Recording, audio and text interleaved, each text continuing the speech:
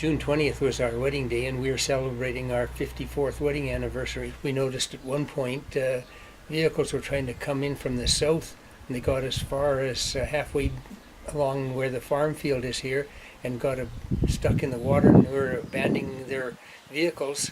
Helicopter came and picked them up off the road, and within an hour the van was floating across the field all the way down to the railroad tracks in town.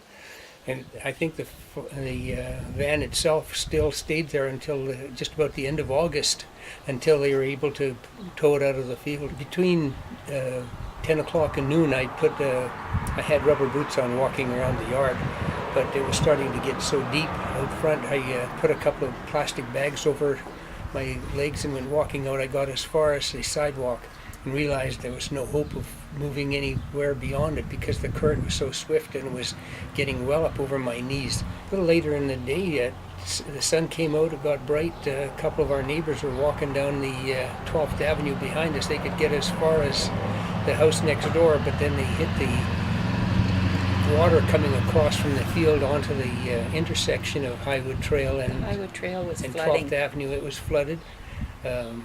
There was some helicopter movement picking people off of vehicles along 12th, and also some sign of boats and dinghies moving up through the ditches on 12th, picking people off of areas.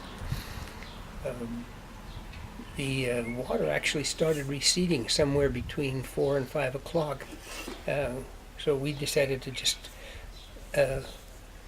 suck ourselves in for the evening and made ourselves an anniversary dinner, had a glass of wine. Actually, we sat out back here in the sunshine between 4 and 5 with a glass of wine. It was very nice and warm and hot, but the water was very fast flowing down the ditches behind us and through the yard.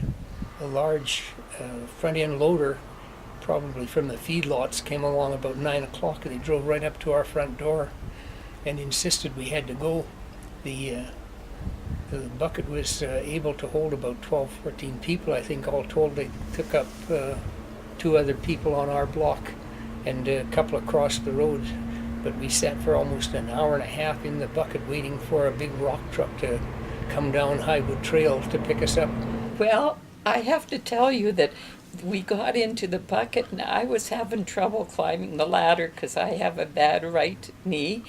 But you know, I have to give credit to the firemen and the policemen because they literally picked me up and put me in the truck so I would feel comfortable, which was nice. We got up to the fire hall about 11 o'clock, just after 11.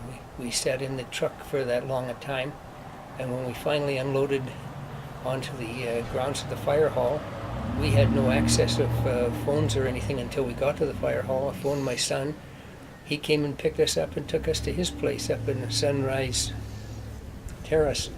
Had a cup of tea and thought we'd go to bed for the evening and settle in. But before 5 o'clock in the morning, the firemen were pounding on our door there and telling us we had to leave. So all 4 of us packed up and left and headed into the nearest place we could find some place to eat was Calgary.